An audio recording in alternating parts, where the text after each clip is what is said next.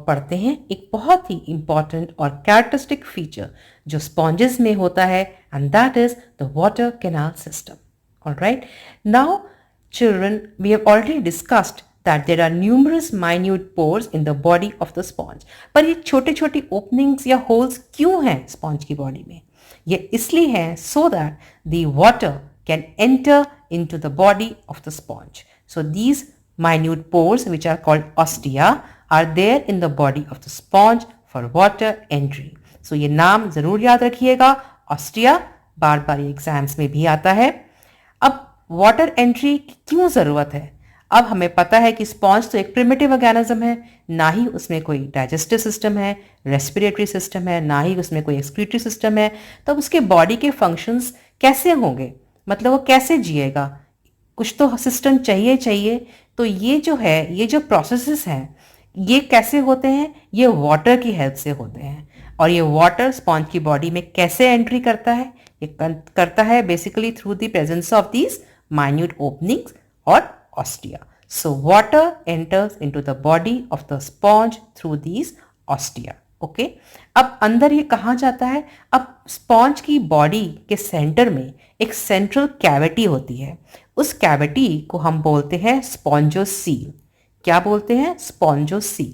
So the water enters through the ostia and goes inside the spongocoel, that is the space inside the body of the sponge. It is actually like a central cavity. ठीक है, अब पानी spongocoel के अंदर पहुंच गया. अब वहां पे क्या करेगा? अब ये पानी ना एक जगह रुका हुआ नहीं होता. This water keeps on moving inside this cavity और स्पॉन्जोसील.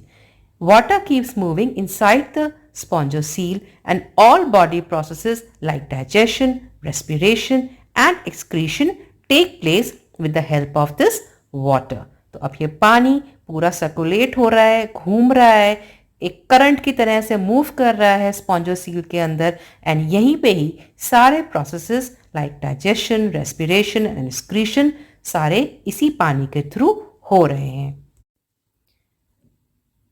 तो अब तक हमने पढ़ा है वाटर कैनाल सिस्टम के दो इंपॉर्टेंट फीचर्स. एक तो हो गए ostia, that are the tiny holes जिनके थ्रू पानी अंदर आ रहा है. ठीक है, और दूसरी चीज हमने पढ़ी central cavity, that is the spongocoel, जिसमें पानी इकट्ठा हो रहा है एंड फिर घूम रहा है चारों तरफ. ठीक है, और यहीं पे सारे प्रोसेसेस हो रहे हैं. अब एक थर्ड इंपॉर्टेंट पार्ट है वाटर कैनाल सिस्टम का, जो है कॉलर सेल्स और choanocytes. Now, what are these cells? The collar cells or the choanocytes, they line the spongocoel. मतलब स्पॉन्जोसील के आसपास एक ये लेयर बनाते हैं. और ये कॉलर सेल्स में क्या इंपॉर्टेंट फीचर होता है? They are flagellated cells. इसमें छोटे छोटे हेयर लाइक स्ट्रक्चर होते हैं जिन्हें हम बोलते हैं फ्लैजिला, एंड इनकी वजह से ही जो पानी है वो मूव करता रहता है inside the spongocoel. So collar cells are flagellated cells that help in the movement of water inside the spongocoel. और ये कॉलर सेल्स और क्वानोसाइट्स जरूर याद रखना, बिकॉज एग्जाम्स में रिपीटेडली इनके बारे में क्वेश्चंस आते हैं. ठीक है, तो अब हमने ऑस्टिया पढ़ लिया, स्पॉन्जोसील पढ़ लिया, और अब हमने पढ़ा है कॉलर सेल्स के बारे में. अब एक और जो लास्ट इंपॉर्टेंट पार्ट है वो है ऑस्क्यूलम. अब ये ऑस्क्यूलम क्या चीज है? ये एक बड़ी सी लार्ज ओपनिंग होती है स्पॉन्ज के टॉप पार्ट में. अब बच्चों, ये जो ऑस्टिया है ना, ये बेसिकली वन वे गेट्स हैं.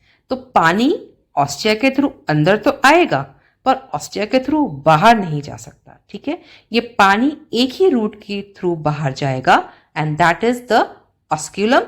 And what is the osculum? It is the single large opening that is present at the top part of the sponge, और इसी के थ्रू पानी बाहर जाएगा. अब देखो सारे प्रोसेसेस हो रहे हैं इस वाटर के अंदर, एक्सक्रीशन, रेस्पिरेशन, डाइजेशन, तो कुछ तो वेस्ट प्रोडक्ट्स भी बनेंगे. तो इस वेस्ट प्रोडक्ट्स जो पानी में आएंगे उसको बाहर जाना होगा. तो कैसे जाएगा बाहर? वो जाएगा ऑस्क्यूलम की मदद से. ऑस्क्यूलम के थ्रू ये जो वेस्ट वाटर है ये स्पॉन्ज की बॉडी से बाहर निकल जाएगा. तो वाटर कैनाल सिस्टम कैसे ऑपरेट हुआ?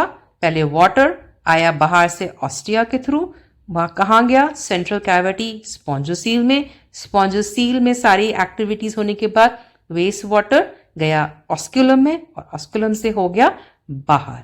So this whole process is the water canal system. It is a very unique and a very characteristic feature of sponges. So what are the functions of the water canal system बच्चों? इनके main function क्या है? Digestion, respiration, excretion and transfer of gametes. तो ये हमने पहले भी बात की थी कि ये सारे फंक्शंस इसीलिए पॉसिबल होते हैं because of the water canal system. और इसी वाटर कैनाल सिस्टम की वजह से ही हम स्पॉन्जेस को फिल्टर फीडर्स भी बोलते हैं. एक बहुत इंपॉर्टेंट टर्म है, इसको याद रखना.